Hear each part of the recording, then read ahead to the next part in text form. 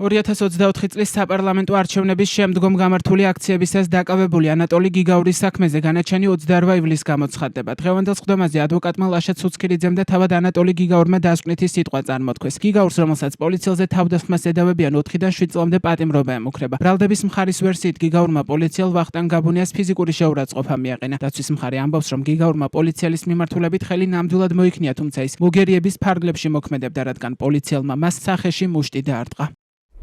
ღამეებს ვათენებდი, ვარჯიშობდი, ვშრომობდი, ვიბრძოდი იმისთვის, რომ დამდგარიყავი კვარცხლბეკზე და ამეწია საქართველოს დროშა და მომესმინა საქართველოს ჰიმნი. შემდეგ გავხდი პედაგოგი სპორტის და ვასწავლიდი 100 ბავშვს. ისე აღზარდა ისინი, რომ არავის უყაჩაღია და მოუპარია. გარკვეული უსამართლობის გამო დავტოვე პედაგოგიური სამსახური და შევედი შეიარაღებულ ძალებში. ჩემი მაღალი პასუხისმგებლობით მივაღწია იმდენს, რომ გავიარე ყველაზე დიდი შერჩევა, ყველაზე რთული, თუ რამე არსებობს ამიერკავკასიაში და გავხდი სპეციალური ოპერაციების ძალების სპეცდანიშნულების წევრი. ღირსება, ერთგულება, თავდადება, ეს არის ჩემი მიზანი. მსახურობ ჩემს ქვეყანას ღირსებით, ერთგულებით, თავდადებით. ტყვიაზე წასვლაც კი მარტო ტყვიაზე წასვლა კი არა, 300 ვითომ თანამებრძოლი დამიპირისპირდა კიდევაც, რომ 2008-ში იარაღი დამეგდო. დაურეკე და უთხარი პაპაჩემს, ყველამ იარაღი დააგდო და მე ვერ შევძელი მეთქი. მე მინდოდა ეს, ჩემს ღირსებას უნდოდა ეს. მე ვარ ციხეში უსამართლოდ. იცით როგორი შეურაცხყოფილი ვარ, მაგრამ ამას ვიტან ღირსებით. პაპაჩემმა მითხრა სამართალი ურმით დადის და შენ სახლთანაც გაჩერდებაო. ადვოკატის სიტყვა 1 საათზე მეტხანს გაგრძელდა. პირველ რიგში ცუცქირიძემ თქვა, რომ ისი დაცვის ქვეშ მყოფის საქმეზე გამოძიების ეტაპი არსებითი დარღვევით და არასრულყოფილად წარიმართა. ცუცქირიძის თქმით, ანატოლი გიგაური ჯერ დააკავეს, მტკიცებულებების მოპოვება კი შემდეგ დაიწყეს. არასათანადო გამოძიების დასადასტურებლად ადვოკატმა საქმეში არსებული ვიდეო და დათვალიერების ოქმიც დაასახელა. ცუცქირიძის თქმით, ტელეკომპანია იმედიდან მოპოვებულ კადრში ჩანს, თუ როგორ ურტყამს ანატოლი გიგაურს პატრულ ინსპექტორი ვახტანგ გაბუნია ხელს. თუმცა ეს ფაქტი ადვოკატის განმარტებით საქმის გამომძიებელმა თეოდორე გიორგაშვილმა დათვალიერების ოქმში არასახა. ადვოკატმა თქვა ისიც, რომ მოგერიებისას გიგაურის გაშლილი ხელი პოლიციელს ქურთუკის სახელოზე ხვდება და არა ლოყაზე. სხდომაზე ადვოკატმა საქმეში დაზარალებულად ცნობილი ვახტანგ გაბუნია ცრუჩვენების მიცემაშიც დაადანაშაულა და თქვა, რომ ისი ნათქვამიდან 80% სიმართლეს არ შეესაბამება. ჩვენ ვამბობთ, რომ გიგაური მოქმედებდა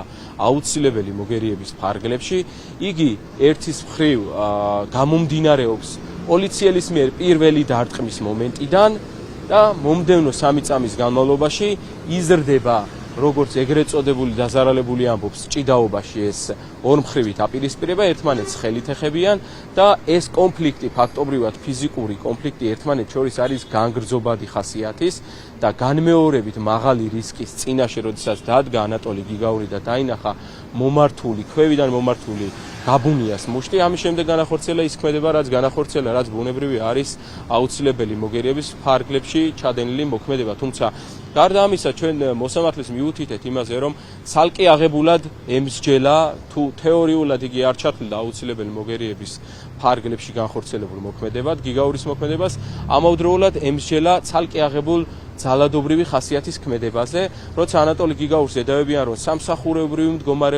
სამსახურეობრივი მოვალეობის შესრულების მომენტში გაბუნიას მიმართ განახორციელა ფიზიკური ძალადობა, იმ შემთხვევაში, როცა პოლიციელი ძალადობს ადამიანზე და პირველი პოლიციელის ძალადობრივი მოქმედება არის, ამის შემდეგ პოლიციას ქვია თუ არა პოლიციელი და იგი ასრულებს თუ არა სამსახურეობრივ მოქმედებას.